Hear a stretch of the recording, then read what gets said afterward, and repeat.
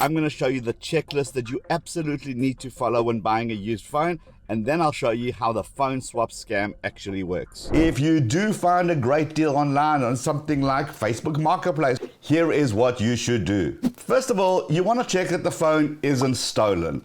To do that, you need to ask for the IMEI number. That is a 15-digit serial number that identifies that specific phone. To get this number on a phone, just open up the phone as if you were making a phone call and type in there *#06#. Now just Google any of the IMEI checking websites, pick one, put in the IMEI number, and it will tell you the status of the phone, and it will tell you what type of phone it is, making sure that you're indeed buying the right phone. If the phone was indeed stolen, it will be blocked and that will be shown on the website. Whilst this isn't 100% foolproof, as there are always ways to get a phone unlisted, and not all countries and all service providers report their phones, it's a pretty decent way to check. Next, ask the seller if the phone is locked to a network. A locked phone means that it only works with that specific cellular provider.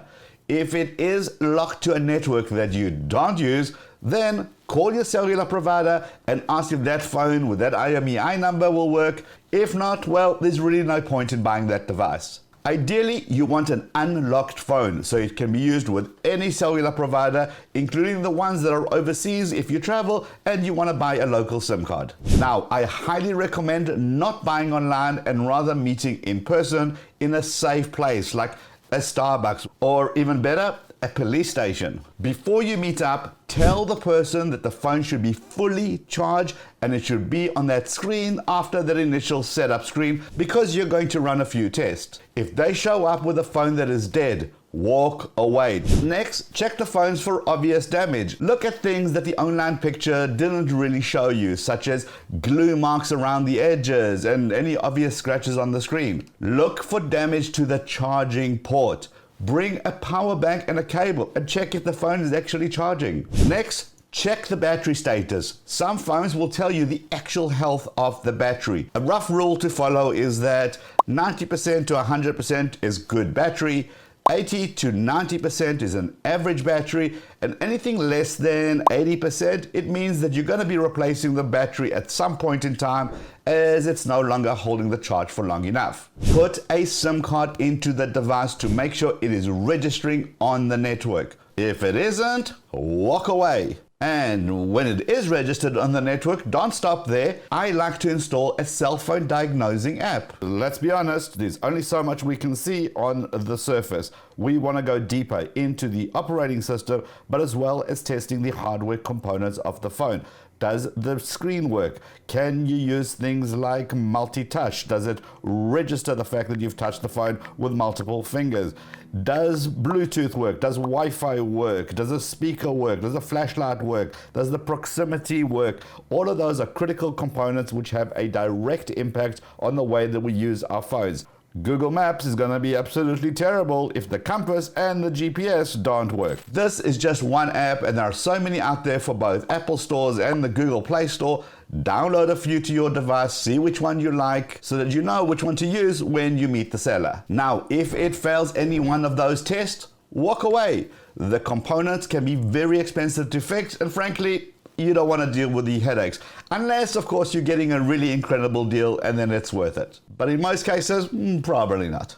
Next, send yourself a text message. Make sure it gets delivered. When you reply, make sure that is delivered also. Make a phone call. You want to check that the mic and the speaker are working and are super clear.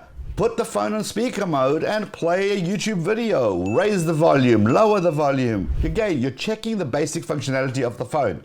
Connect to the coffee shop's Wi-Fi hotspot or to your own hotspot on your phone. You make sure that the internal Wi-Fi chip is indeed working. And snap a few pictures and videos. I don't know why people don't do that. Making sure that the quality is as you expected and that the camera isn't damaged or isn't scratched. Those can be super expensive to replace. And finally, and this is ridiculously important, this is the phone swap scam.